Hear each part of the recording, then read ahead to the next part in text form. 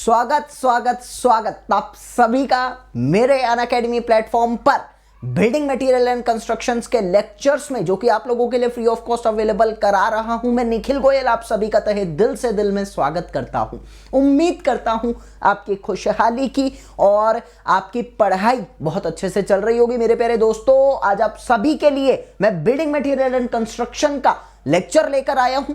इसी तरीके से आप लोगों को, जिस तरीके से मैंने पहले soil mechanics, irrigation, surveying engineering YouTube पर free of cost full detail में आप लोगों को पढ़ाया है, भैया आपको उसी तरीके से, उसी शानदार कंटेंट के साथ, उसी एनर्जी के साथ बिल्डिंग मटेरियल के टॉपिक कंप्लीट कराने के लिए आया हूं। सो मेरे प्यारे दोस्तों, इसी प्लेटफॉर्म पर हमेशा की तरह मेरे साथ बने रहिए। चैनल को सब्सक्राइब कर लीजिए, क्योंकि आप लोगों को बहुत कुछ पढ़ाता हूं मैं यूट्यूब पर सिविल इंजीनियरिंग से रिलेटेड। मेरी पूरी कोशिश रहती है कि मैं आप लोगों को सिर्फ थ्योरी नहीं, आप लोगों को प्रैक्टिकल भी, और थ्योरी को प्रैक्टिकल से रिलेट करना भी सिखा सकूं। देखिए, पढ़ाना अलग चीज होता है, पढ़ाते हुए सिखाना अलग चीज होता है, और मेरी पूरी कोशिश रहती है कि मैं आप लोगों को पढ़ाने के साथ साथ सिखा भी सकूं, ताकि आप एक अच्छे इंजीनियर भी बन सके। सो मेरे प्यारे दोस्तों, जैसा कि मैंने आप सभी को बताया कि आज मैं आप लोगों के लिए बिल्डिंग मटेरियल एंड कंस्ट्रक्शन के टॉपिक लेकर आया हूं। आप लोगों को फुल डिटेल में मेरी तरफ से बीएमसी के लेक्चर मिलेंगे, जिसमें मैं all syllabus of the BMC regarding all JEE and PSU exam of the India cover up करूंगा और एनर्जेटिक वे में पढ़ाऊंगा।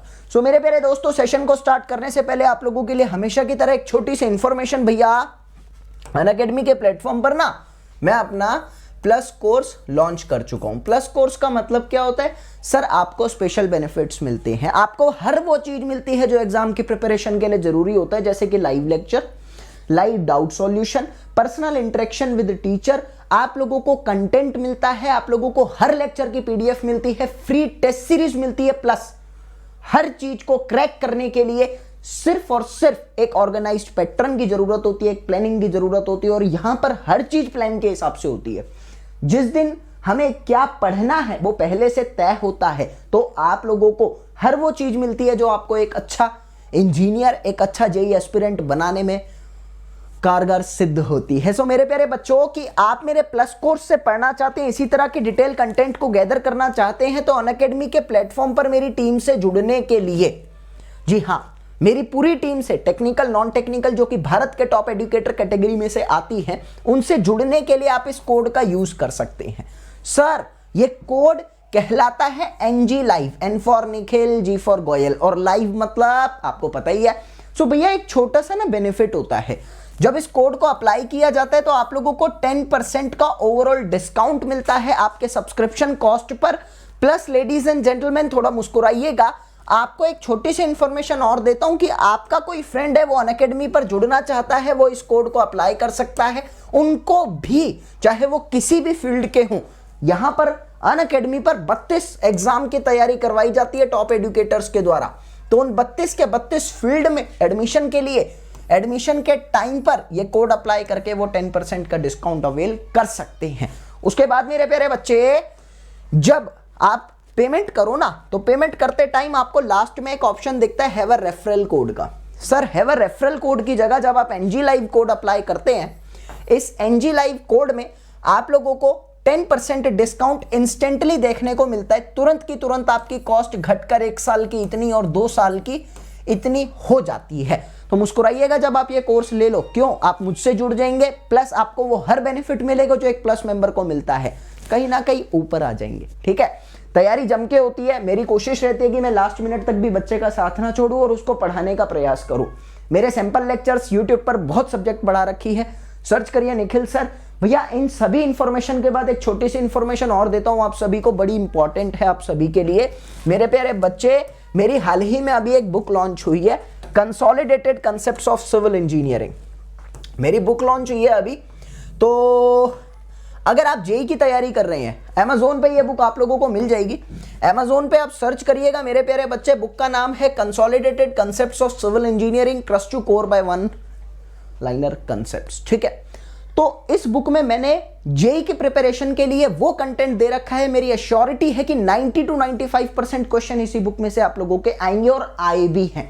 आप सर्च करिएगा गूगल पर वन लाइनर, वन लाइनर मेरी इतनी फेमस हुई थी, इतनी कारगर सिद्ध हुई थी कि बच्चों के कई एग्जाम, सिर्फ एक कैटेगरी के नहीं, भारत में होने वाले किसी भी जेई के, चाहे वो स्टेट जेई हो, चाहे वो पीएसयू का हो, पीएससी का हो, किसी भी हो, उसमें 85 to 90% कंटेंट मेरी किताब से ही आता था। अब मैंने अपनी किताब को अपडेट किया है, full diagram, full error proof, full content के साथ प्रोवाइड किया है, तो मैं श्योरिटी देता हूं 90 to 95% आपके क्वेश्चन इसी में से आएंगे। तो बहुत इंपॉर्टेंट किताब है, इतना सिलेबस पढ़ने से अच्छा है ये 700 पेजेस की किताब पढ़िए, आप लोगों को बहुत कुछ मिलेगा। मेरे कहने से नहीं, बच्चों के फीडबैक से पढ़िएगा। जो बच्चे इनको पढ़ रहे हैं उनसे पूछिएगा कि इस किताब में क्या है। याद रखिएगा कहां पर मिलेगी आप लोगों को, Amazon पर। आप जब इस किताब का नाम लिखेंगे तो आपको पहले ही किताब मेरी दिखेगी, ये मेरी किताब का कवर है।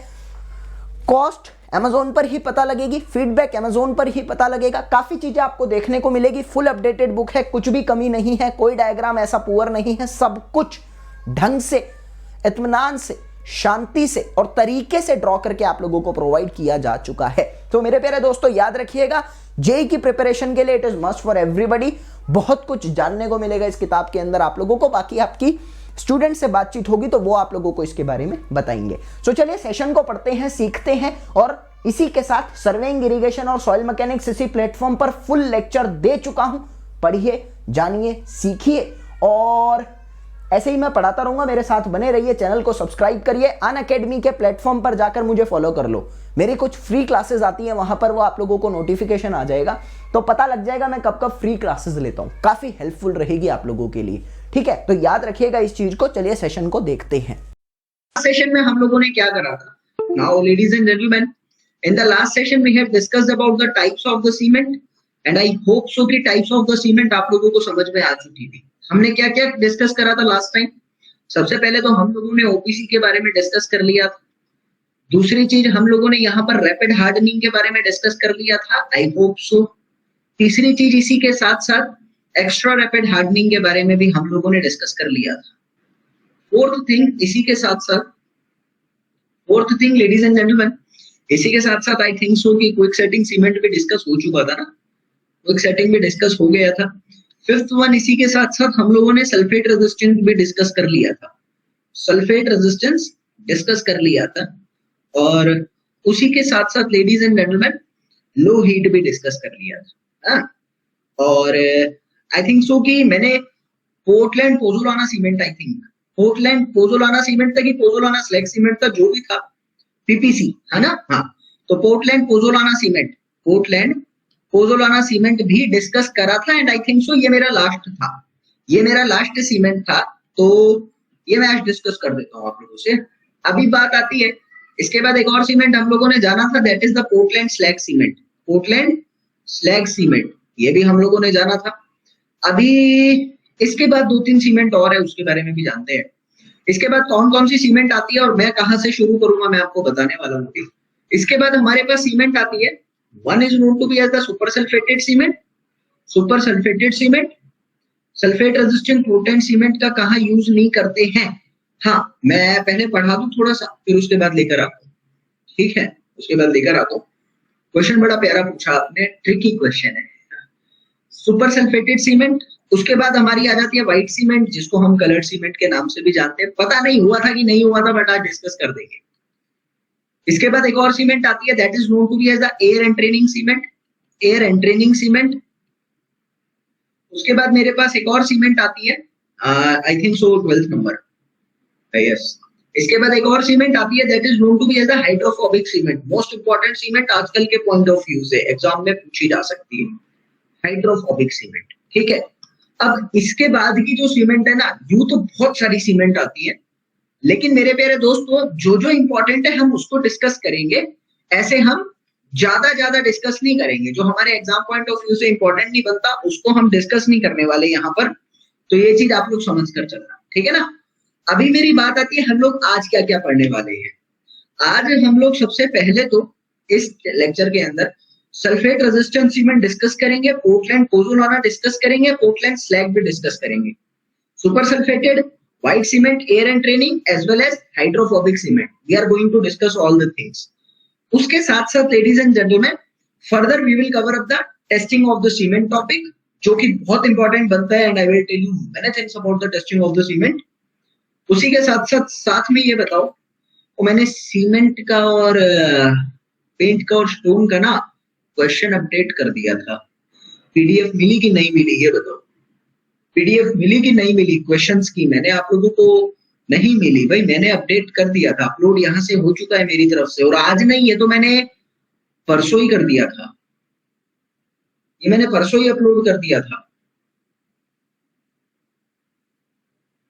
मैं चेक कर लूँ, ये मैंने परसों ही अपलोड कर दिया था, मैं चेक कर लूंगा एक बारी, ठीक है? नहीं होगा तो अभी हो जाएगा, थोड़ी देर में लेक्चर के बाद अपलोड दोबारा कर दूंगा, मिल जाएगा, कोई ऐसी बड़ी बात नहीं है, ठीक है? बट एक चीज याद रखना यार, कर जरूर लेना, क्योंकि मैं मेहनत कर रहा हूँ, मैं समझा रहा हूँ, मैं कोशिश कर रहा हूँ, आपको कंटेंट दे रहा हूँ, आप लोगों की भी जिम्मेदारी बनती है कि आप दी हुई चीज को पूरा करो तो अच्छा लगता है, वरना फ्यूचर अपना तो पता है, मैं भी नहीं दूंगा फिर, ठीक है? रविलेश, मैं एक बारी ना कंफर्म कर लूंगा, हो सकता है कि मैं ही गलत कर रहा हूँ जिसकी वजह से पहुंच नहीं रही हूँ, मैं कंफर्म करके आज कर दूंगा, ये दूसरा चांस हो गया, ठीक है? तो नहीं शो हो रही तभी, ठीक है मैं करता हूँ उसको ना। नहीं मैं, अरे टेंशन क्यों ले रहे हो आप, हो जाएगा सब, हो जाएगा सब, ठीक है? चले, should start our session guys. अभी बात आती है कि सल्फेट रेजिस्टेंट सीमेंट के बारे में जल्दी से मुझे थोड़ा बहुत बता दो, सल्फेट रेजिस्टेंट सीमेंट के बारे में जल्दी से मुझे थोड़ा बहुत बता दो। नाम से क्या जानते हैं, नाम से क्या जानते हैं? मैं आपको नाम की प्रॉपर्टीज को बताने वाला हूं, और नाम की महत्वता को यहां पर जानेंगे। पहला पॉइंट तो यही कहता हूं, it is a sulphate resistant, बोले तो एसिड रेजिस्टिंग। एक और नाम बोल सकता हूं, acid resisting cement, acid resisting cement है। तो सबसे पहली तो मेरे पास यही आती है यहां पर कि जहां पर भी सल्फेट अटैक नहीं होता, यानी इस सीमेंट के अंदर आपका C3A कंटेंट बहुत कम होने वाला है। ऑब्वियसली लेडीज एंड जेंटलमैन, इस सीमेंट के अंदर आप लोगों का C3A कंटेंट बहुत कम होने वाला है, ठीक है? कोई डाउट ही नहीं है। क्यों? क्योंकि रेजिस्टिंग सीमेंट है। दूसरी बात मेरी यहां पर समझ में आती है, IS कोड रटना था, हाँ नहीं रटा हुआ, कोई बात नहीं, मैं कहता हूं सेटिंग टाइम। दूसरा पॉइंट मेरा क्या इंपॉर्टेंट बन रहा था यहां पर, setting time. Setting time, setting time कितना था? Same as that of OPC, same as OPC, ऐसा लिख देता हूं, सेम एज OPC। बोले तो इनिशियल सेटिंग टाइम कितना? 30 मिनट, ये मैं पढ़ा चुका हूं इसलिए ऐसे पढ़ा रहा हूं। फाइनल सेटिंग टाइम कितना? 600 मिनट और 10 घंटे, है ना? ये चीज समझ में आ चुकी है। इसके बाद लेडीज एंड जेंटलमैन, इतना तो समझ में आ रहा था यहाँ पर कि हम लोग इस सल्फेट रेजिस्टेंट सीमेंट को कहाँ यूज करते हैं। भाई इसी के साथ एक चीज और लिखवाता हूँ, रटने वाली मैंने रट रखी है, आपको भी रटनी पड़ेगी क्योंकि बहुत जरूरी चीज है वो। तो क्या आती है वो रटने वाली चीज? स्ट्रेंथ कैसे वेरी करती है। देखो 3 दिन की स्ट्रेंथ कितनी आती है इसकी? 10 न्यूटन पर mm स्क्वायर। 7 दिन की स्ट्रेंथ कितनी आती है इसकी? 16 न्यूटन पर mm स्क्वायर। उसी के बाद प्यारे दोस्तों 28 दिन की कितनी स्ट्रेंथ आती है इसकी? दैट इज 33 न्यूटन पर mm स्क्वायर। आई होप सो ये चीज समझ में आ चुकी होगी। इसी के साथ मेरी बात आती है, अब आपको एक चीज तो पता है, इस पे सल्फेट अटैक नहीं हो रहा। क्यों नहीं हो रहा? सल्फेट अटैक क्यों नहीं हो रहा सर? इसलिए नहीं हो रहा क्योंकि इसमें बहुत कम हीट ऑफ हाइड्रेशन है। मेरी बात तो समझना, आपने कहा कि सल्फेट अटैक क्यों नहीं हो रहा? क्योंकि C3A बहुत कम है, हीट ऑफ हाइड्रेशन बहुत कम है, hence there is less chances of sulfate attack. I can use it in the design of the sievers. क्यों सर? क्योंकि सीवर्स में आप लोगों की बहुत ज्यादा सल्फेट होने के चांस है, एसिड प्रोड्यूस होता है, मीथेन प्रोड्यूस होती है, रिएक्शन होती है। दूसरी बात आती है यहाँ पर सी वाटर। क्यों सर? सी वाटर में बहुत ज्यादा सल्फेट होता है, वहां यूज करूंगा मैं इसको। अभी बात आती है यहाँ पर, क्या मैं अपने नॉर्मल घरों में यूज करूंगा? थोड़ी देर पहले जिसने मेरे से क्वेश्चन पूछा था उसकी जरा बात करूंगा मैं यहाँ पर, क्या अपने नॉर्मल घरों में इसको यूज करूंगा? क्यों? रीजन, क्वेश्चन लिखता हूं मैं, क्वेश्चन लिखता हूं यहां पर मैं, should we use this cement in our house? क्या हमें इस सीमेंट को अपने नॉर्मल घरों में यूज करना चाहिए? आपके अकॉर्डिंग इसका क्या आंसर है? चलो मैंने कहा नो, अभी बात आती है रीजन क्यों है। पहला पॉइंट आया क्यों, आपके अकॉर्डिंग क्यों? सोच के बोलेंगे थोड़ा सा। Why should not be use it in the normal houses, मतलब हम अपने मॉडरेट टेम्परेचर कंडीशन पे इसको क्यों ना यूज करें।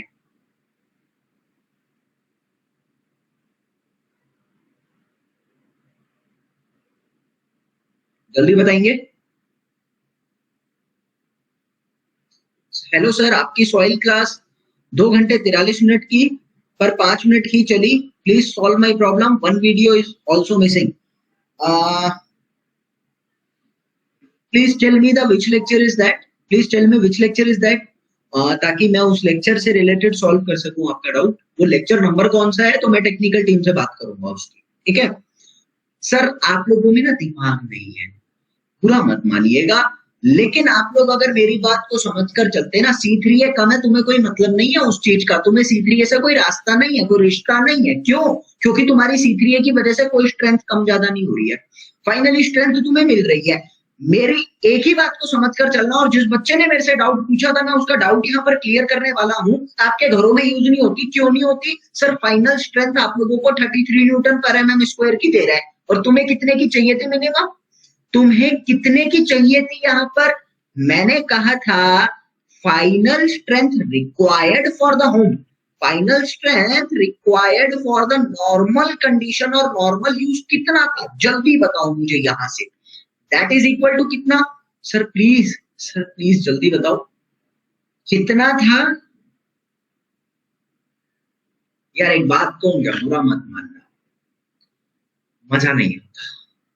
अब से पहले तो लाइन लग जानी चाहिए थी आंसर की, लेकिन बच्चे कंफ्यूजन पे है। प्रैक्टिस शुरू कर दो, पढ़ाई में अच्छा लगेगा। वरना वही है कि मैं बोल के चले जाऊंगा और कहानी सुनाकर चले जाऊंगा, तुम लोगों को कुछ नहीं समझ आएगा फ्यूचर में जब करोगे। ये सच है, पढ़ाई का मजा नहीं आएगा। मैंने तुम्हें पहले ही बताया था नॉर्मल यूज के लिए 43 न्यूटन/mm² चाहिए होता है। अब तुम्हें समझ में आ गया घरों में क्यों नहीं यूज करते? सर 33 आ रही है, हमारे घरों के लायक ही नहीं है, हमारे घरों के लायक नहीं है। अब मेरी बात को समझकर चलना यहां से। तो सर जो हम हाइड्रोलिक स्ट्रक्चर बनाते हैं, जो हम हाइड्रोलिक स्ट्रक्चर बनाते हैं, क्या उसमें लोड नहीं लगता इतना ज्यादा? क्या उसमें आपको इतनी स्ट्रेंथ की जरूरत नहीं होती जो आप वहां पर इसको यूज कर रहे हैं? सर सुनो तो, मैंने कहा स्ट्रेंथ की जरूरत होती है, लोड भी लगता है, वेव इफेक्ट भी आता है, पानी का प्रेशर भी बहुत बड़ा प्रेशर है।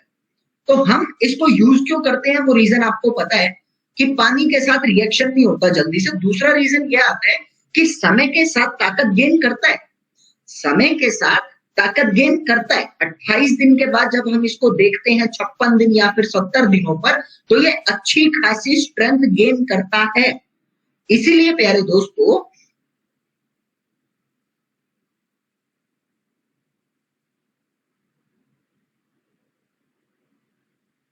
इसीलिए हम इसको पानी में ज्यादा मतलब यूज तो करते हैं। और क्यों करते हैं? क्योंकि फ्यूचर में स्ट्रेंथ अच्छी खासी गेन कर लेता है, तो प्रॉब्लम नहीं आती। समझ में आ गया आपको? यहाँ पर कोई डाउट नहीं होना चाहिए। फर्दर इसके बाद मेरी अगली सीमेंट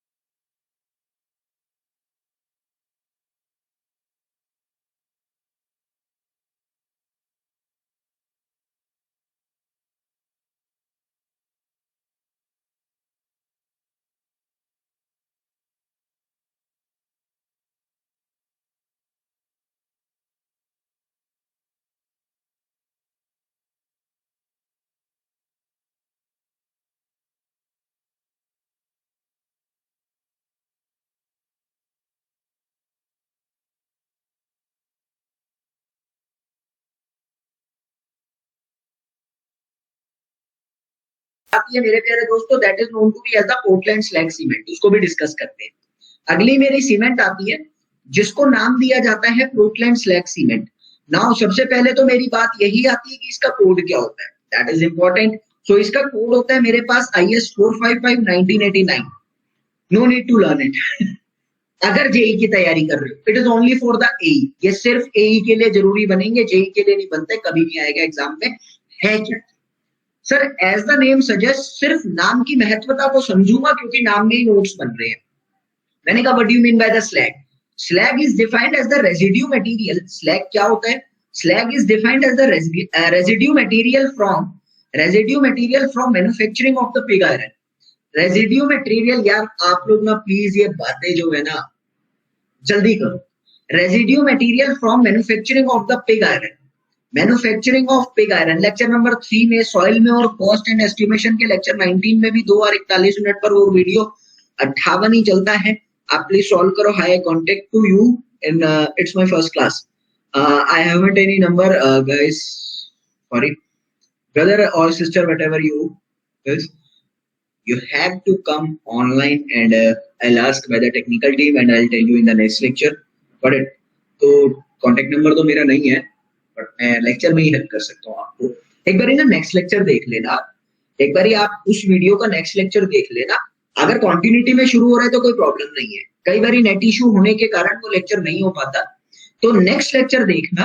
अगर कॉन्टिन्यूटी में आ रहा है तो प्रॉब्लम नहीं है, कॉन्टिन्यूटी में नहीं आ रहा तो दिक्कत हो सकती है। ठीक है, तो हाँ जी, मैंने करवा दिया एस्टिमेशन भी। नहीं हो रहा है तो मैं पता करता हूँ लेक्चर 3 और लेक्चर 19 मैं पता करता हूँ। ठीक है, ये क्या है सर? पिग आयरन की मैन्युफैक्चरिंग में रेजिड्यू मटेरियल आता है, बचा कुचा मटेरियल आता है और उसको कहते हैं स्लैग। ये तो आया फर्स्ट पॉइंट। दूसरा आया मेरे पास सेकंड पॉइंट, स्लैग जो होता है is poor in line. Slag is poor in line. Slag के अंदर लाइन कम होता है, but rich in silica alumina. Silica और एल्यूमिना और मैग्नीशिया, सिलिका एल्यूमिना और मैग्नीशिया आपके स्लैग के अंदर अच्छा खासा आता है। और तुम लोगों को पता है मेरे प्यारे दोस्तों, सलीम, अरे एल ही तो नहीं है, बाकी सैम तो है, बाकी सैम तो है ना। और ये तुम्हारे मेजर कंपोनेंट है, ये तुम्हारे मेजर कंपोनेंट है सीमेंट बनाने में। तो मेरे को एक चीज समझ में आया कि सर अगर मैं स्लैग को मिलाता हूं, then the cement which will be going to produce, एक अच्छी खासी सीमेंट बन सकती है क्योंकि मेजर कंपोनेंट इसके अंदर प्रेजेंट है। और स्लैग क्या है? कूड़ा कबाड़ा, रेजिड्यू मटेरियल है, कूड़ा है, नथिंग एल्स। स्लैग कूड़ा है और कूड़ा मेरे बहुत काम में आ रहा है, तो क्यों ना मैं इस कूड़े से सीमेंट बनाऊं। दिमाग में आया मेरे, मैंने कहा जब हम यहाँ पर प्यारे दोस्तों, जब हम यहाँ पर अपने पोर्टलैंड क्लिंकर्स पता है ना, ओपीसी वाले, ओपीसी सीमेंट की बात कर रहा हूं, पोर्टलैंड क्लिंकर्स के साथ जब हम अपना स्लैग मिला देते हैं और स्लैग के साथ साथ जिप्सम भी मिलाते हैं, ये 3 चीजें मिलती हैं, पोर्टलैंड क्लिंकर्स, स्लैग और जिप्सम। अच्छा, ये पोर्टलैंड क्लिंकर क्या है? ओपीसी वाली सीमेंट की बात कर रहा हूं और कुछ नहीं है। स्लैग पता ही है, जिप्सम पता ही है। जिप्सम क्या काम करता है? रिटार्डर का काम करता है। तो आपको मिलती है यहां से पोर्टलैंड स्लैग सीमेंट, इतना भी समझ में आ गया। पोर्टलैंड स्लैग सीमेंट आप लोगों को यहां पर मिलती है। अब मेरी बात को यहां पर सुनना प्यारे दोस्तों कि आप लोगों का स्लैग सीमेंट कितना होना चाहिए, ये भी नोट करके लिख लो, इंपॉर्टेंट बनता है इसलिए लिखवा रहा हूं। स्लैग कंटेंट कितना होना चाहिए? स्लैग कंटेंट इसके अंदर कितना होना चाहिए? Slag content should lies between 25 से 65% ऑफ 25 से 65% of total weight. Total weight of the cement का 25 से 65% आप लोगों का स्लैग करना चाहिए। अभी मेरी बात आती है यहां से प्यारे दोस्तों कि आप लोगों का यहां पर ये स्लैग का काम क्या होता है। स्लैग का काम क्या होता है ये चीज समझना। मैंने एक ही चीज बोली है आपको, मेरी ना जो मैंने बताया बस उतनों को ध्यान रखना और कुछ नहीं ध्यान रखना। एक चीज बोली कि आपका लाइन बहुत कम है, लाइन बहुत कम है, और लाइन बहुत कम है तो तुम्हें पता है कैल्शियम कंपाउंड बहुत कम है। अरे लाइन बहुत कम है तो कैल्शियम कंपाउंड बहुत कम है, और कैल्शियम कंपाउंड बहुत कम है तो एक चीज तो समझ में आ चुकी है, it is poor in binding, it is poor in binding. और एक चीज क्लियर करना यहाँ पर, मेजरली हीट ऑफ हाइड्रेशन या स्ट्रेंथ, हीट ऑफ हाइड्रेशन की बात करता हूं जनरली, स्ट्रेंथ की बात नहीं करूंगा।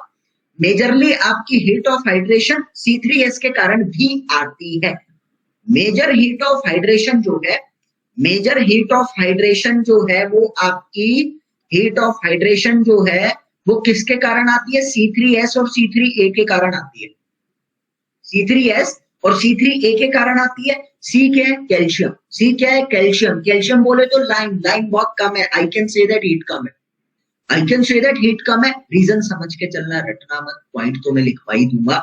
मैंने कहा this is very less in amount, this is very less in amount, less in amount. क्यों? Because of lesser amount of line, because of lesser amount of the line, I can say that ladies and gentlemen, अगर आप लोगों का line कम है, calcium कम है, calcium कम है तो majorly heat producing compound कम है, हीट कम प्रोड्यूस हो रही है। I can say that it produces low heat of hydration। इतना समझ में आ चुका है मुझे, अभी मेरे ख्याल में रटने की जरूरत नहीं है। It produces low heat of hydration। अभी लो हीट ऑफ हाइड्रेशन तुम लोगों की प्रोड्यूस हो रही है। अब सुमित टाक मुझे ये बताएगा यूज कहां पर करूंगा फिर मैं इसे? लो हीट ऑफ हाइड्रेशन जा रही है तो यूज कहां पर करूंगा मैं? जल्दी मुझे बताएंगे। लो हीट ऑफ हाइड्रेशन जा रही है तो यूज कहां पर करूंगा मैं? डैम, डैम में कर सकता हूं। और कहां पर करूंगा? और कहां पर करूंगा मैं? डैम बोले तो मास कंक्रीटिंग, डैम बोले तो मास कंक्रीटिंग, ये चीज समझ में आ चुका है। मास कंक्रीटिंग में यूज करा मैंने इसे। एग्जांपल के तौर पर मैंने लिखा डैम, मैंने लिखा रिटेनिंग वॉल, रिटेनिंग वॉल में भी इसको मैं यूज कर सकता हूं। ये चीज समझ में आ गई है। अभी ये चीज समझ में आ गई है ना, तो इसके बाद कुछ पॉइंट भी लिख लो। इसका IST एंड FST, इसका IST कितना 30 मिनट और FST कितना 600 मिनट। IST कितना 30 मिनट और FST 600 मिनट होता है। This is actually the function of what? हाँ, लो हीट है तो C2S होना चाहिए। फिर आ गए तो मुसीबत पे, फिर आ गए तो मुसीबत पे। एक बात मेरे को ये बताओ, लो हीट सीमेंट में C2S ज्यादा था, लाइन डाल रहे थे। C2S ज्यादा का मतलब क्या है? कैल्शियम ज्यादा रखना पड़ेगा। C2S ज्यादा का मतलब क्या है? कैल्शियम ज्यादा रखना पड़ेगा। कैल्शियम रखना पड़ा तो लाइन रखना पड़ा। तुम जिस रास्ते पर थे तुम उसी पर रह गए, इंजीनियर नहीं बन पाए। मेरे कंसेप्ट को समझना। अब यहां पर तुम बेकार का मटेरियल कूड़े कबाड़ा डालकर एक सीमेंट बना रही हो और तुम्हें तुम्हारी लो हीट सीमेंट मिल रही है तो तुम उसको लो हीट सीमेंट का नाम दोगे? नहीं। जो मटेरियल डाल रहे हो, जो कूड़ा था और वही कूड़ा तुम्हारे लिए बहुत बड़ा खान बन चुका है पैसे की, ऑब्वियसली ये सीमेंट जिसने बनाई है वो खेल रहा होगा, तो भाई उसको उसका नाम देना तो बनता है ना यार। तो इसलिए इसको पोर्टलैंड स्लैग सीमेंट कहते हैं। It is similar to that of the low heat but not same as that of the low heat. Function is similar but material same नहीं है। समझ में आया धीरेन्द्र जो भी कहना चाहता था? निशांत मंगला ने एक ही चीज बोल दी थी, एक ही लाइन में वो चीज, इतना समझ में आया सर। इसके बाद मेरे पास अगली जो सीमेंट आती है, that is known to be as the super sulphated cement, that is known to be as the super sulphated cement. अब एक चीज समझ कर चलना यहां से, सुपर सल्फेटेड सीमेंट का कोड कौन सा है? 6909। अकॉर्डिंग टू मी इंपॉर्टेंट बन रहा है। क्यों? TCS पैटर्न आजकल भाग रहा है इसकी तरफ। बात आती है इस सुपर सल्फेटेड सीमेंट, पहली ही लाइन लिखूंगा और तुम्हें चीजें समझ में आने वाली है। सुपर सल्फेटेड सीमेंट का क्या मतलब जा रहा था? सल्फेटेड सीमेंट से रिलेट कर रहा हूं इसको मैं। आई can say that blast furnace, हाँ यही होती है ब्लास्ट फर्नेस स्लैग सीमेंट, यही होती है। वो जो स्लैग है वो ब्लास्ट फर्नेस स्लैग ही होता है, ठीक है ना? लिख लो ये बात तुम लोग। It is also called blast furnace slag cement. इसी को हम लोग ब्लास्ट फर्नेस स्लैग सीमेंट का नाम भी देते हैं। ब्लास्ट फर्नेस स्लैग सीमेंट का नाम इसी को हम लोग देते हैं, ठीक है ना? ये चीज। अभी बात आती है यहां पर कि मैं एक ही चीज लिखूंगा और तुम्हारे दिमाग में वो चक्र क्यों खुल जाएगा। It is similar to that of, it is similar और modified version, it is similar और modified version of sulphate cement. Sulphate resistant cement का मॉडिफाइड वर्जन है और कुछ नहीं है वही फंक्शन, सब कुछ वही है, लेकिन प्रॉपर्टी थोड़ी एनहेंस्ड है, प्रॉपर्टी थोड़ी एनहेंस्ड है। इतना समझ में आ रहा है? सल्फेट रेजिस्टेंट सीमेंट का एक मॉडिफाइड वर्जन है और कुछ नहीं है। अब मैं वही तुम्हें समझाने की बात करूंगा और तुम्हें याद हो जाएगा अपने आप। बात आता है, नहीं पहले वाले का कोड इंपॉर्टेंट नहीं है बट इसका इंपॉर्टेंट है। बात आती है यहां पर मेरे प्यारे बंधु, सल्फेट रेजिस्टिंग का फंक्शन मुझे एक बार ही रिकॉल करना पड़ेगा। सल्फेट रेजिस्टिंग में C3A नहीं था, तो क्या हो रहा था, हीट कम आ रही थी, आई थिंक सो। सल्फेट रेजिस्टिंग में C3A नहीं था, हीट कम आ रही थी। हीट कम आने का मतलब रिएक्शन कम हो रही थी, मेजर यही था और कुछ नहीं था। अभी मैं तुम्हें कह रहा हूं मॉडिफाइड वर्जन है। मॉडिफाइड वर्जन का मतलब वो नहीं होता कि तुम पहले 5% कम कर रहे थे तो अब 10% कर दो, इसको मॉडिफाइड नहीं कहते। इसको तो वैसी थोड़ी बहुत एक्सपेरिमेंटल वर्जन कहते हैं, मॉडिफाइड नहीं कहते। मॉडिफाइड का मतलब होता है दूसरे रास्ते से बढ़िया प्रॉपर्टी निकालना। एक ही मतलब होता है मॉडिफाइड चीज का, मतलब होता है दूसरे रास्ते से बढ़िया प्रॉपर्टी निकालना।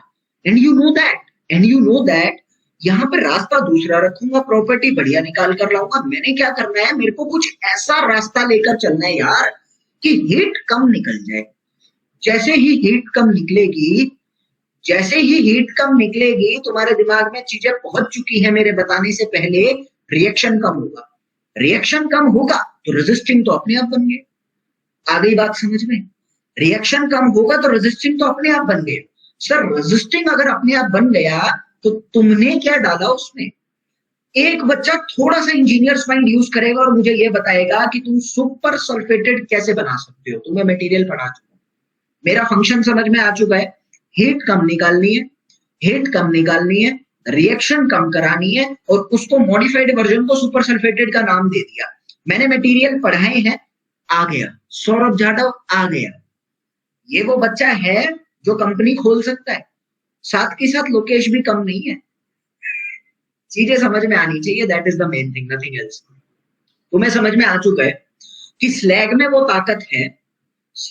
ताकत है जो हीट नहीं निकलने दे रहा। क्यों? कैल्शियम ही नहीं है। एल्यूमिना भरपूर है, सेटिंग भरपूर कर रहा है। एल्यूमिना क्या काम करता था? सेटिंग करता था। मैंने बताया था प्लास्टिसिटी इम्पार्ट करता है, सेटिंग के काम आता है। कैल्शियम नहीं है ना, हीट नहीं निकालेगा, बाकी सब तो है। सर हो गया काम। अच्छा, हीट नहीं निकालनी, अब नाम आ रहा है सुपर। सुपर का मतलब थोड़ा तो कुछ होगा ना उसके अंदर। सुपर का मतलब यही होता है अगर सल्फेट रेजिस्टिंग सीमेंट कुछ हीट कम निकाल रही है, स्लैग डालने के बाद पोर्टलैंड स्लैग सीमेंट भी कुछ हीट कम निकाल रही है, सुपर का मतलब यही होता है थोड़ा तो ज्यादा ले जाओ, तो स्लैग का अमाउंट बढ़ा देता हूँ। शिवानी सरस्वत, तुमने बहुत कुछ छोड़ दिया आज। ये 20 मिनट का जो सेशन था ना, इसमें तुमने 10 मिनट की चीज ऐसी छोड़ दी जो तुम मजा नहीं आएगा। सेशन जरूर देख लेना। Bye the way, types of cement और सीमेंट कंप्लीट करा के क्वेश्चन कराऊंगा आज। तो मैंने एक चीज तो कहा, यहाँ पर सुपर सल्फेटेड का क्या मतलब आया? सर सुपर सल्फेटेड का मतलब आया main aim is to make it resistive और less heat of hydration. I am adding the slag amount. Slag is added with the Portland. Slag is added with Portland clinkers. Cement तो रखूंगा ना यार, cement थोड़ी हटा सकता हूँ, cement तो रखूंगा। But and also with gypsum, वो भी मिलाना पड़ेगा। तो सर इसमें और पोर्टलैंड स्लैग में फर्क क्या आ रहा है? सेम ही तो है। मेजर फर्क इज दिस, जो स्लैग मिला रहे हो इसके अंदर 85% तक स्लैग मिला दिया जाता है। पहले वाले में जो स्लैग मिलाया जा रहा था वो कितना मिलाया जा रहा था? मात्र 35%, मैक्सिमम 30 से 35, मैक्सिमम 35। ठीक है, तुम्हें फर्क समझ में आ चुका है। इसी सीमेंट को हम लोग क्या कहते हैं? Super sulphated cement. इतना समझ में आ गया हो तो एक बार ये चीज क्लियर करते हुए चलना। आगे की मेरी बात एक और नोट करके लिखो, एग्जाम में पूछी जा सकती है। ये समझने की बात है, रटना मत भाई। जो रटने की चीज है वो तो रटोगी, समझने की बात मेन थिंग है कि इसके अंदर C3A कितना होना चाहिए। C3A should not be greater than और इक्वल टू 3.5%। इससे ज्यादा CA मत रखना, नहीं तो हीट जनरेट हो सकती है। ठीक है, चल अब ये सर आपकी वन लाइनर कब आएगी? अभी कुछ नहीं पता, मैक्सिमम 10 दिन। ठीक है, ऐसी उम्मीद है। अभी बात आती है यहाँ पर, सर भाई रविलेश क्या नहीं आएगा? मेरे को समझ नहीं आया। सल्फेट में टेम्परेचर का इफेक्ट होता है क्या? यस। ठीक है, अभी मेरी बात को समझना यहाँ पर कि एक और नोट का सेकंड पॉइंट यहाँ पर लिख लो। वही टेम्परेचर की बात मैं लिखवाना चाह रहा हूँ। This cement should be used, this cement should use where temperature is below, where temperature is less than 40 degree Celsius. क्यों टेम्परेचर कम रखना है? क्यों? कॉमन सेंस लगाओ ना। तुम्हारा काम क्या है? हीट को कम करना। तुम्हारा काम क्या है? हीट को कम करना। सर आप जल्दी जल्दी टेम्परेचर दे रहे हो, ज्यादा टेम्परेचर पे ज्यादा रिएक्शन आ जाएगी, ज्यादा टेम्परेचर पे ज्यादा रिएक्शन हो सकती है ना, ज्यादा रिएक्शन होने का मतलब हीट जनरेट हो सकती है, दिक्कत हो जाएगा। क्या ये सही बोला मैंने? क्या ये सही बोला मैंने? क्या ये सही बोला मैंने? गलत बोल गया। चीजों को समझना, यही मैं पूछना चाह रहा था मेजरली। अभी बात आती है, do you know it is an exothermic reaction? Do you know कि सीमेंट प्रोसीजर 10 डेज की। यार देखो, I am preparing it, 7 subject prepare हो चुके हैं और आ जाएगी। ऐसी कौन सी आप लोग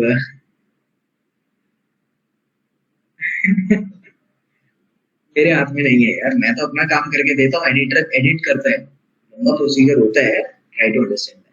बाय द वे मैं एक बताना चाहता हूँ, सीमेंट रिएक्शन कैसी है? सीमेंट रिएक्शन कैसी है? एक्सोथर्मिक है।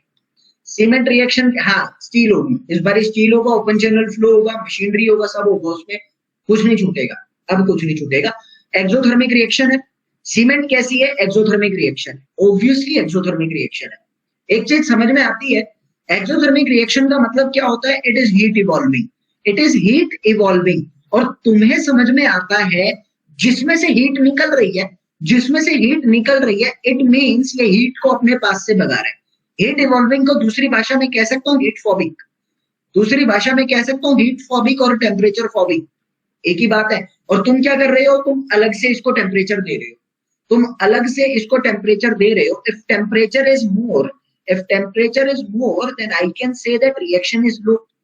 इतना समझ में आ रहा है ना? अगर टेम्परेचर ज्यादा हुआ तो रिएक्शन कम हो जाएगा, अगर टेम्परेचर ज्यादा हुआ तो रिएक्शन कम आ जाएगा, ठीक है। और जब रिएक्शन कम आएगा ना, तो तुम्हें भी पता है कि स्ट्रेंथ कम आएगी, तुम्हें भी पता है कि स्ट्रेंथ कम आएगी। ये एकमात्र रीजन है इसका कि तुम इसको ज्यादा टेम्परेचर वाली चीजों पे मत रख देना। समझ में आया क्या? यस करके लिखेंगे जल्दी से, हो जाएगा यार एग्जाम से पहले लंबा, मेरा भी पूरा उम्मीद है और लगाऊंगा इसको जल्दी जल्दी। क्लियर है ये चीज? चलो आगे की मेरी बात आती है प्यारे दोस्तों। इसके बाद मेरी कौन सी सीमेंट आने वाली है? इसके बाद मेरी सीमेंट आएगी हाइड्रोफोबिक सीमेंट करते। चलो इसके बाद कौन सी सीमेंट आ रही है? Hydrophobic cement. नाम सजेस्ट करूंगा और नाम से खेल खेलूंगा तुम्हारे साथ। हाइड्रोफोबिक का मतलब क्या होता है? हाइड्रोफोबिक का मतलब क्या होता है? Water repellent. हाइड्रोफोबिक का मतलब क्या होता है? Water repellent. मींस क्या हुआ इसका? मतलब क्या हुआ इसका मेरे प्यारे दोस्तों? वाटर रेपेलेंट का मतलब क्या होता है? यहाँ से वाटर रेपेलेंट का मतलब होता है मेरे प्यारे दोस्तों जिसमें आप लोग, जिसमें पानी नहीं लगाने दोगे ना। सर टेम्परेचर ज्यादा होगा तो कौन सी सीमेंट लेंगे? फिर कोई भी ले लो यार, कोई भी ले लो जिसमें हीट बहुत ज्यादा निकल रही है ना, मेरी बात को समझ कर चलना, जिसमें हीट अच्छी खासी निकलती है वो सीमेंट यूज हो सकती है। क्यों? अरे जो अपनी तरफ से बहुत टेम्परेचर दे रहा है, अपनी तरफ से उसके अंदर ही बहुत ज्यादा टेम्परेचर है और वो हीट को निकाल रहा है, तो बाहर के टेम्परेचर का ज्यादा इफेक्ट नहीं आएगा, वो हीट यूज कर सकता हूँ। ठीक है, चलो अभी बात आती है यहाँ पर वाटर रेपेलेंट का मतलब क्या होता है? That is hydrophobic. Water repellent का मतलब हाइड्रोफोबिक। अभी एक चीज और आती है, हाइड्रोफोबिक कैसे बनता है? हाइड्रोफोबिक कैसे बनता है? यहाँ पर सीमेंट के अंदर, ये चीज लिख लेना, सीमेंट के अंदर 0.1% के आसपास, सीमेंट के अंदर 0.1% से लेकर 0.3% या 0.4% ऐसी कुछ है, 0.1% से 0.3% के बीच में ओलिक एसिड मिलाया जाता है। ओलिक एसिड मिलाया जाता है या हम यहाँ पर कह सकते हैं स्टेरिक एसिड भी मिलाया जाता है, जो मर्जी मिला लो। तो आप लोगों की क्या होता है? This acid doings what? It forms a film around the cement content, a film around the cement particle। ये अपने सीमेंट पार्टिकल के अराउंड एक फिल्म बना लेता है जिसकी वजह से पानी रिएक्ट नहीं कर पाता। Film around cement particle due to which water cannot be reacted with, due to which water repellent cement create हो जाती है। वाटर रिपेलेंट सीमेंट आपकी क्रिएट हो जाती है, ये चीज आप लोगों को याद रखना है। अब मेरी बात आती है साथ के साथ इसकी स्ट्रेंथ की। मैं बात करूं तो 3 दिन पर कितनी स्ट्रेंथ आती है? लगभग 16 न्यूटन पर mm स्क्वायर की। 7 दिन पर कितनी स्ट्रेंथ आती है प्यारे दोस्तों? लगभग 21 न्यूटन पर एमएम स्क्वायर की। 28 दिन पर कितनी स्ट्रेंथ आ जाती है इसकी? लगभग 28 न्यूटन पर एमएम स्क्वायर की। 28 नहीं, इसको 29 से 30 कर लो। यस, 28 पे 28 थोड़ी आएगा, 30 कर लो इसको, 30 न्यूटन पर एमएम स्क्वायर की। ये चीज आपको समझ में आनी चाहिए। आगे मेरी बात आती है यूज कहां पर करता हूं मैं इसका। जाहिर सी बात है जहां पानी से रिएक्शन नहीं हो रहा, water tight structures, water tight structure में इसका मैं यूज करता हूं। ये चीज आप लोगों को याद रखनी है। अब मेरी बात आती है यहां पर प्यारे दोस्तों कि आप लोगों को एक छोटा सा नोट करना है। छोटा सा नोट क्या बनता है कि शुरू में आपको पता है, मेरी बात को ना समझकर चलना, अच्छी चीज बताऊंगा। शुरू में आपको पता है यहां पर कि इस सीमेंट के पार्टिकल के अराउंड आपकी एक फिल्म क्रिएट हो रही है। तो शुरू में तो रिएक्शन नहीं हो रही ना, शुरू में तो रिएक्शन का रेट बहुत ज्यादा नहीं है। तो मैं कह सकता हूं कि low strength in the initial days, low strength in initial days. Initial days में इसकी स्ट्रेंथ बहुत कम आती है, बट लेटर ऑन, बट समय के साथ later on it acquires strength about what? It acquires strength of near about OPC, strength of nearly OPC. What I can say that ना OPC 33 आप देख सकते हैं ना, लगभग इतना समझ में आना चाहिए। और ये चीज आई होप सो आप लोगों को समझ में आ चुकी है। अब छोटा सा क्वेश्चन मेरा आप लोगों से, छोटा सा क्वेश्चन मेरा आप लोगों से, बस इतना बता दो कि इसका आईएसटी जो होता है, इसका आईएसटी जो होता है वो ओपीसी से ज्यादा होगा कि कम होगा? IST is dash than OPC, OPC से ज्यादा होगा कि कम होगा? बस इतना बताओ, मैं लॉजिक लगाओ, जो मैं तुम्हें बता रहा हूं बस उतना समझो, वो चीज बहुत जरूरी है। ओपीसी से ज्यादा होगा कि कम होगा? एक बच्चा कह रहा है ज्यादा, रविलेश कह रहा है ज्यादा, और बच्चे नहीं कह रहे क्या? सौरभ कह रहा है ज्यादा, तो मीन्स ज्यादा। अभी बात आती है yes it is more than OPC. Why? Because जो फिल्म बन रही है इसके आसपास, वो फिल्म पानी को नहीं निकलने दे रही। सर पानी को नहीं निकलने दे रही तो सेटिंग कहां से होगी? और जब सेटिंग नहीं होगी तो काम खत्म। इस समझ में आ चुका, कोई डाउट नहीं है, क्लियर है चीजें एकदम बढ़िया से। ठीक है, चलो इसके बाद मेरी कौन सी सीमेंट आने वाली है प्यारे दोस्तों? Let the another cement be water tight cement.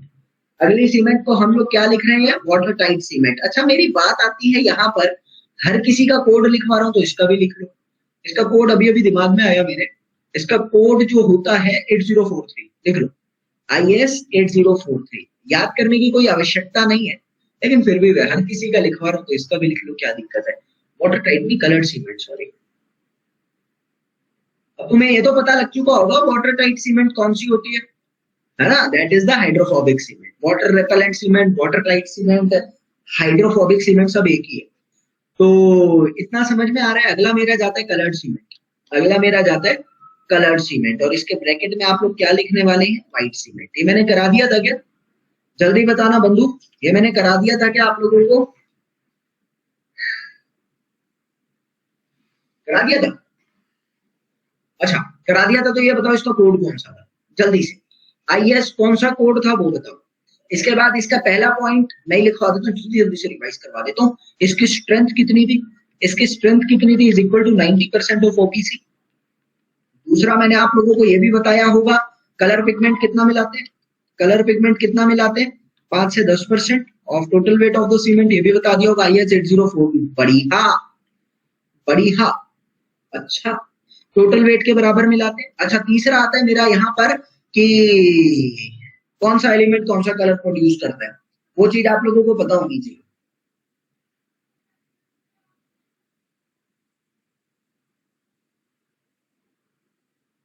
ये लिखो क्रायोलाइट, ये पता नहीं मैंने बताया था कि नहीं बताया था।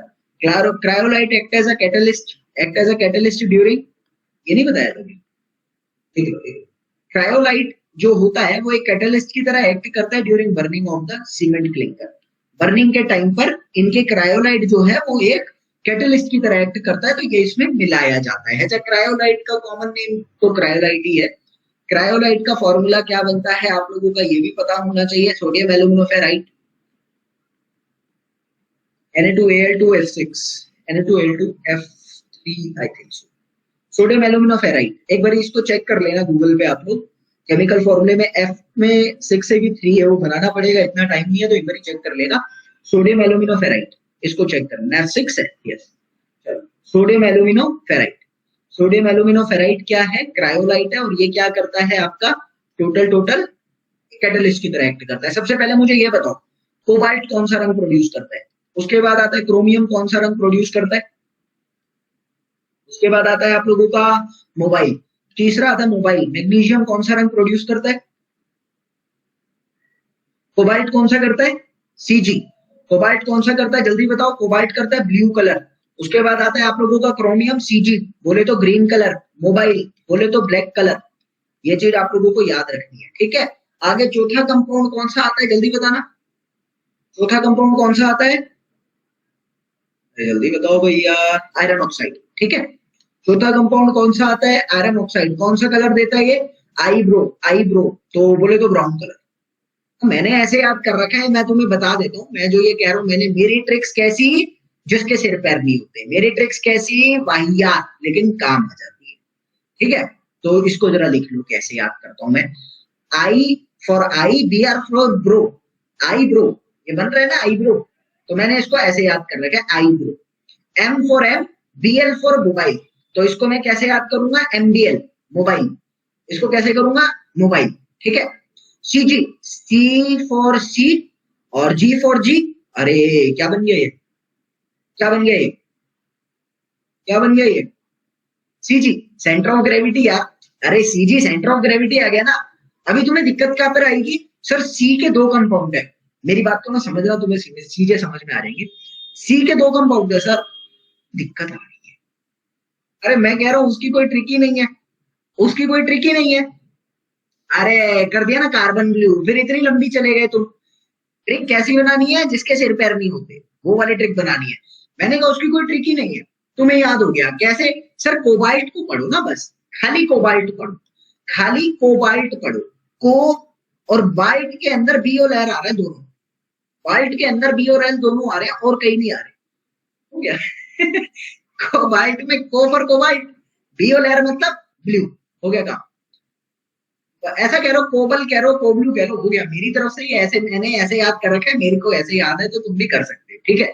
चलो ये भी क्लियर है। तो अभी और कुछ भी था क्या इसमें, बस यही था मेरे ख्याल में। तो अभी यूज कहां पर करते हैं तो सबको पता है, यूज कहां पर करते हैं इसको हम, ये सबको पता होना चाहिए यूज कहां पर करते हैं। अरे डेकोरेशन में काम कर रहे हैं इसका, और कहां पे यूज कर रहे हैं हम लोग, फ्लोरिंग्स में यूज करते हैं, टाइलिंग्स वर्क में इसका यूज कर रहे हैं, दुनिया भर के काम हो रहे हैं इसके, तो लगा, ठीक है। अच्छा और कोई सीमेंट रह गया क्या, और कोई सीमेंट रह गया क्या जल्दी बताओ, फिर नेक्स्ट पे आ रहा हूं।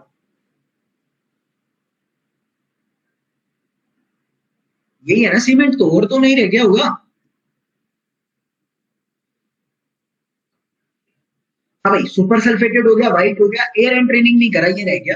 पोर्टलैंड स्लैग हो गया, ये हो गया, ये हो गया, और ये भी हो गया। एयर एंड ट्रेनिंग रह गया, वो कर लेते हैं, एयर एंड ट्रेनिंग रह गया, उसके बारे में डिस्कशन करते हैं।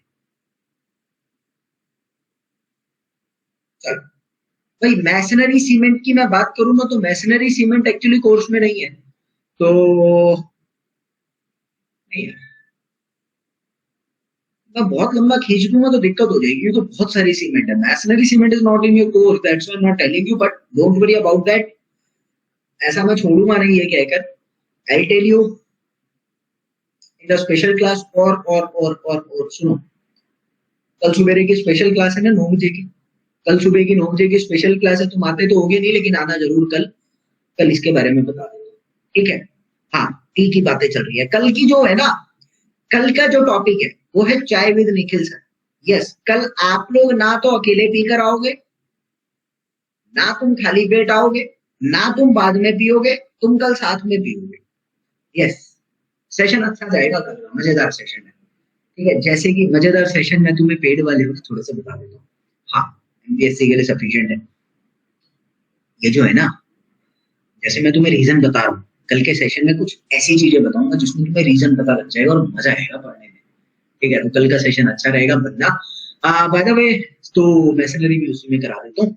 अगला जो आता है मेरा, that is known to be as air entraining cement. अब तुम पढ़े लिखे बच्चे हो, अब तुम पढ़े लिखे बच्चे हो और वेल क्वालिफाइड बच्चे हो और वेल दिमाग वाले हो, और तुम्हारी रगों में भारतीय खून भी दौड़ रहा है, तो तुम्हारे अंदर क्वालिटी तो होगी, जाहिर सी बात है। मेरे को एक बात बताओ, तुम्हें इतना तो समझ में आ चुका है भैया, सीमेंट के साथ एयर एंट्रेनिंग एजेंट मिला देता हूं, सीमेंट के साथ एयर एंट्रेनिंग एजेंट मिला देता हूं। तो एयर एंट्रेनिंग एजेंट जैसे ही मैं मिलाऊंगा, मेरी कौन सी सीमेंट बन जाएगी सर? Air entraining cement.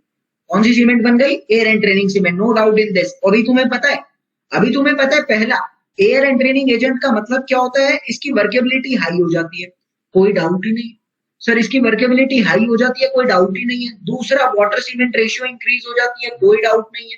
ये सब तुम्हें पता है, मैं नहीं बता रहा, ये सब तुम्हें पता है। जिस बच्चे को नहीं पता वो प्लीज लिखना जरूरी यहाँ पर, ठीक है ना, ताकि मुझे पता लग जाए। फिर दूसरी बात मेरी यहाँ पर आती है, अब तुम्हारे अकॉर्डिंग मेरी एक ही बात चलेगी, एयर एंट्रेनिंग एजेंट की बात कर रहा हूँ तो कौन कौन से होते हैं। हाँ, तो पहली बात तो लिख लो, एल्कलीज आपका एयर एंट्रेनिंग एजेंट का काम करता है कई बार, ठीक है।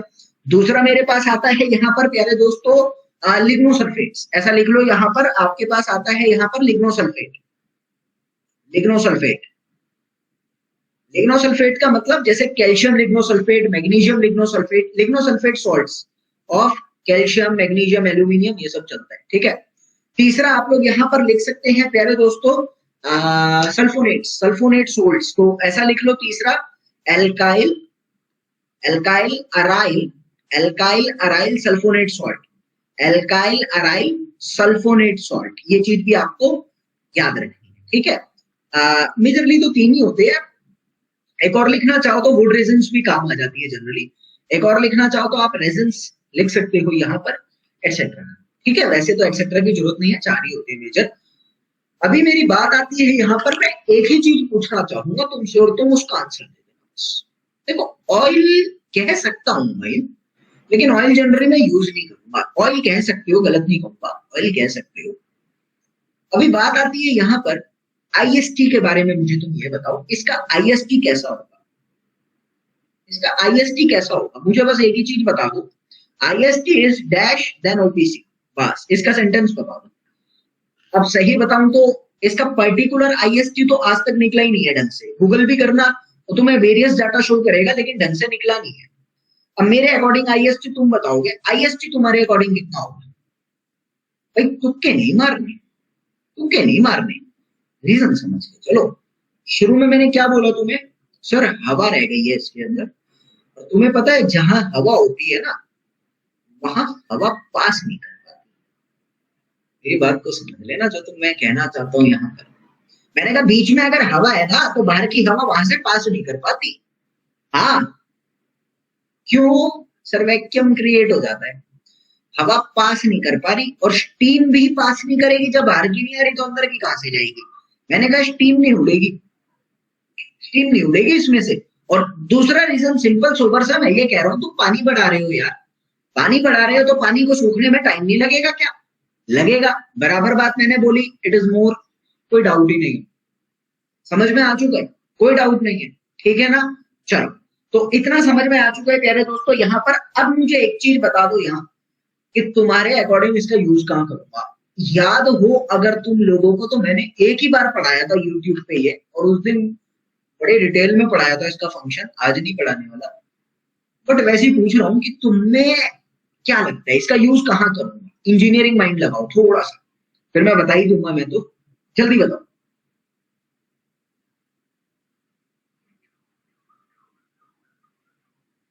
नो डाउट, अरे जहां पर भी फ्रीजिंग एंड थोइंग के चांसेस होते हैं, जहां पर भी फ्रीजिंग एंड थोइंग के चांसेस होते हैं, सपोज मैंने कहा ये आप लोगों का एक सीमेंट का कोई कट्टा है और उसके अंदर इतना ही बड़ा एयर का बबल है। सर मैंने कहा कि पानी अंदर का अगर जमना चाहेगा तो तुम्हें पता है कि आइस की वॉल्यूम वाटर से ज्यादा होती है। क्यों? वैकेंट गैप आ जाता है। आइस जब जमती है तो जनरली क्रैक डेवलप हो जाते हैं, क्योंकि वॉल्यूम बढ़ने की कोशिश करती है। अगर यहाँ पर खाली वॉल्यूम है, अगर यहाँ पर एम्प्टी वॉल्यूम प्रेजेंट है, तो आपके ओवरऑल वॉल्यूम को इफेक्ट नहीं करेगा, अंदर की वॉल्यूम में एडजस्ट हो जाएगा।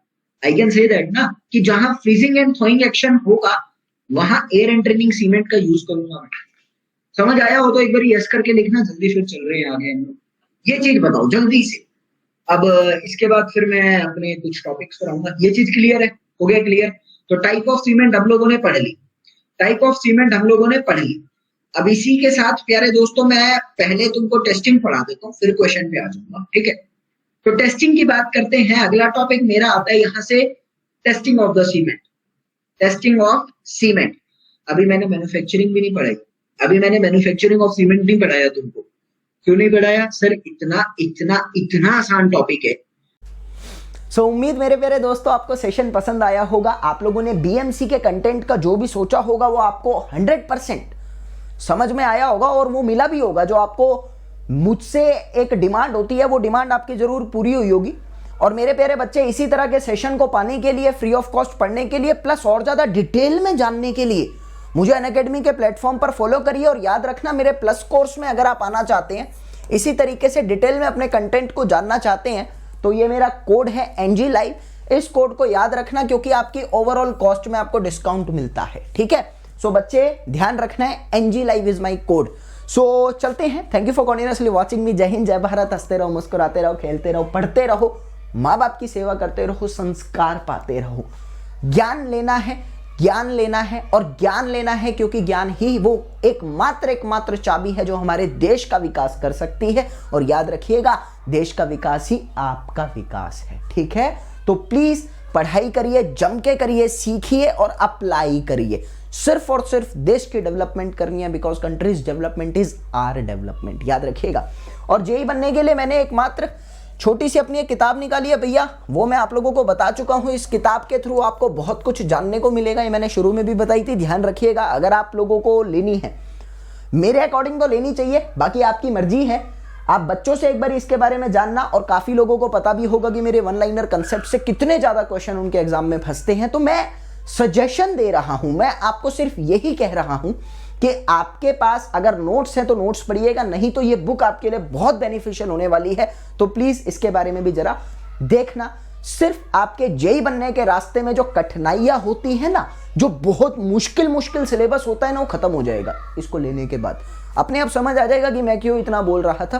तारीफें नहीं कर रहा, सच्चाई बता रहा हूं, ठीक है। सो फिलहाल चलते हैं दोस्तों, बाय।